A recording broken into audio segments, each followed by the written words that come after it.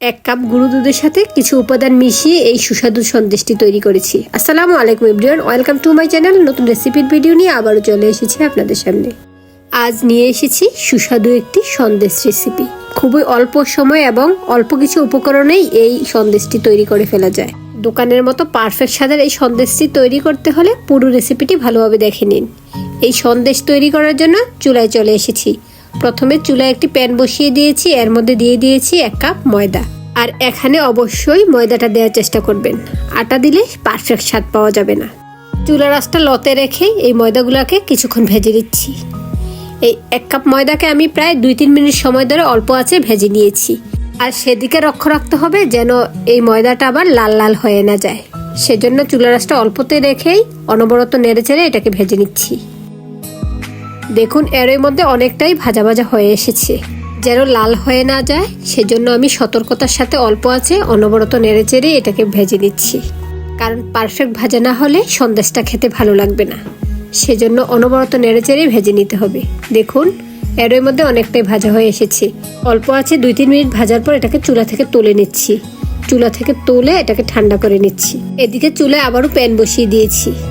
এর মধ্যে দিয়েছি 1 কাপ চিনি। এই 1 কাপ চিনির সাথে আমি দিয়েছি 1/2 কাপ পানি। পানির পরিমাণটা অবশ্যই 1/2 কাপ দিতে হবে। 1/2 কাপ দেওয়ার পর চিনিটা গলে 2-3 মিনিট জাল করা হবে, তারপরে এটা পারফেক্ট স্ট্রাকচারে চলে আসবে। আমি স্প্যাচুলা দিয়ে ভালোভাবে নেড়েচেড়ে দিচ্ছি। এই চিনির শিরাটাকে খুব বেশি সময় যেন জাল করতে না হয় সেজন্য আমি এখানে 1/2 কাপ পানি দিয়েছি। দেখুন 2-3 মিনিট জাল করে নেওয়ার পর এটা পারফেক্ট স্ট্রাকচারে চলে আসছে। এই শিরাটাকে 1 তার বা 2 তার করতে হবে না। 1/2 কাপ পানি দেওয়ার পর 2-3 মিনিট জাল করে নিয়েছি। এর মধ্যে একেবারে আঠালো হয়ে আসছে। আমি চেক করে নিচ্ছি, দেখুন 1 তার হচ্ছে না। এখন আমি চুলাটাকে বন্ধ করে দিব। চুলাটাকে বন্ধ করে এর সাথে আমি প্রয়োজনীয় উপকরণগুলো অ্যাড করে দিব। এর মধ্যে চুলাটা বন্ধ করে দিয়েছি। আমি প্রথমে 1 কাপ গুঁড়া দুধ দিয়ে দিয়েছি। এই গুঁড়া দুধটাকে এখন একটু মিশিয়ে নিচ্ছি। এখন দিয়ে দিচ্ছি ভেজে রাখা সেই 1 কাপ ময়দা। এখন এই 2টা উপকরণ এই চিনি শিরার সাথে আমি স্প্যাচুলা দিয়ে নেড়েচেড়ে মিশিয়ে নিচ্ছি। আর এই মুহূর্তে চুলার আঁচটা আমি বন্ধ করে রেখেছি। এখানে মিশাতে মিশাতে হাতটা একটু ধরে আসতে পারে, তারপরেও পারফেক্টলি মিশিয়ে নিতে হবে। সন্দেশের এই মিক্সারটার সাথে আলাদা কোনো পানি বা দুধ কিছুই মিক্স করার প্রয়োজন পড়ে না। আর এখানে পানি মিক্স করতে গেলে সন্দেশগুলো শক্ত হয়ে যাবে। এই তো এর মধ্যে ভালোভাবে মিশানো হয়ে গিয়েছে। এখন চুলার আঁচটা আমি জ্বালিয়ে দিয়েছি। লতে রেখে এখন আমি আবারও এটাকে জাল করে নিব। এখন এর সাথে আমি 2 টেবিল চামচ পরিমাণ ঘি দিয়েছি। এই ঘিটা দিলে স্মেলটা খুব বেশি ভালো আসে। আর স্প্যাচুলা দিয়ে নেড়েচেড়ে ভালোভাবে মিশিয়ে নিচ্ছি। আর দেখুন এই মিক্সারটা প্যান থেকে উঠে আসছে। তারপরও এই মিক্সারটাকে আমি অল্প আছে আরও 2-1 মিনিট এটাকে এভাবে জাল করে নিচ্ছি। এর মধ্যে সন্দেশের মিক্সারটা অনেকটাই শক্ত হয়ে এসেছে। এখন এটাকে আমি 2 ভাগে ভাগ করে নিচ্ছি।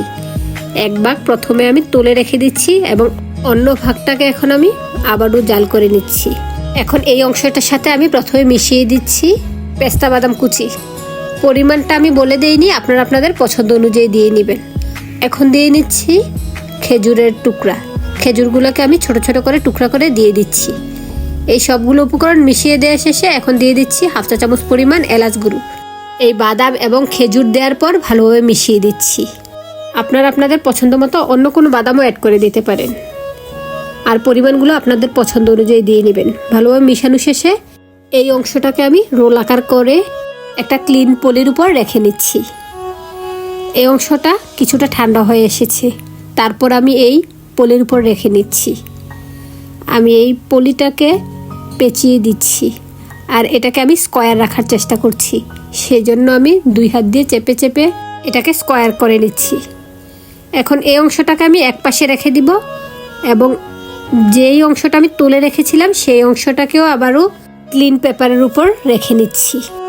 এখন আমি একটা বেলনি দিয়ে এটাকে বেলে নিচ্ছি। আমি স্কোয়ার করে বেলার চেষ্টা করছি, রুটি আকারে বেলছি না, স্কোয়ার করে বেলে নিচ্ছি। এর মধ্যে বেলা হয়ে গিয়েছে। এখন এটার উপরে আমি দিয়ে নিচ্ছি বাদাম মিশ্রিত অংশটা। উপরের পলিটা খুলে আমি এর উপরে দিয়ে নিচ্ছি। এই রুটির অংশটার উপরে রাখার পর রুটিটা দিয়ে এটাকে পেঁচিয়ে দিব।